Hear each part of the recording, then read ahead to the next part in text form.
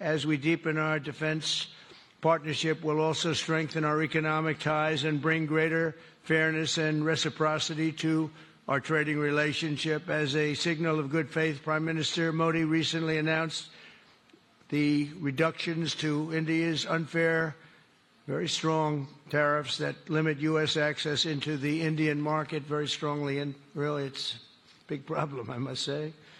India imposes a 30 to 40 to 60 and even 70% tariff on so many of the goods, and in some cases far more than that. And as an example, a 70% tariff on U.S. cars going into India, which makes it pretty much impossible to sell those cars.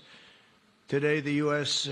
Trade deficit with India is almost $100 billion, and Prime Minister Modi and I have agreed that we'll begin negotiations to address the long-running disparities that should have been taken care of over the last 4 years, but they didn't do that, in the U.S.-India trading relationship, with the goal of signing an agreement.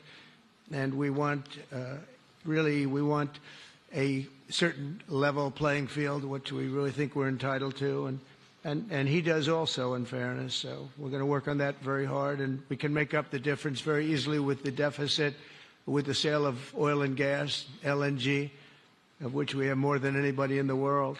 Well, India's been, to us, just about the highest tariffed nation anywhere in the world. They've been very strong on tariffs, and I don't blame them necessarily, but it's a different way of doing business. It's very hard to sell into India because they have trade barriers, very strong tariffs.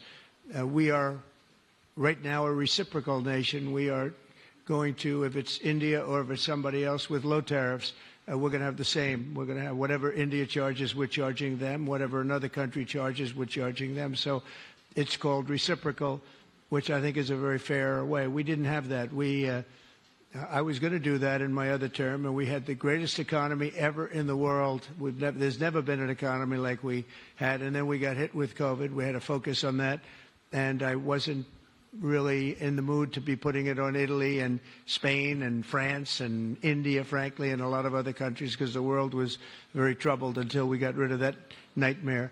But we had the strongest economy anywhere in the world during that fairly long period of time during my first term, as you know, and we didn't do the tariffs. We would have done the reciprocal tariffs, but we decided, and I decided, I think on a human basis, on a humane basis, not to do them because of the fact that there was such suffering all over the world. The last thing we needed to talk about is trade problems.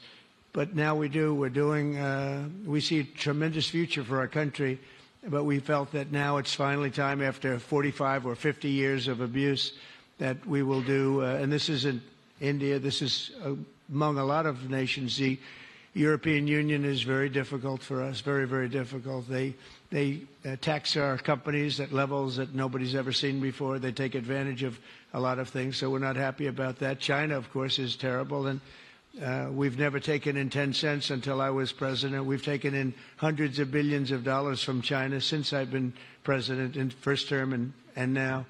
And we have to do that just as a mechanism of fairness, and that's what I've done. And so we are being reciprocal with India. Whatever India charges, we charge them. So frankly, it no longer matters to us that much what they charge, because whatever they charge, I had discussions with India in the first term about the fact that their tariffs were very high, and I was unable to get a concession. So we're just going to do it the easy way, and we're just going to say whatever you charge, we charge. And I think that's fair for the people of the United States, and I think it's actually fair for India.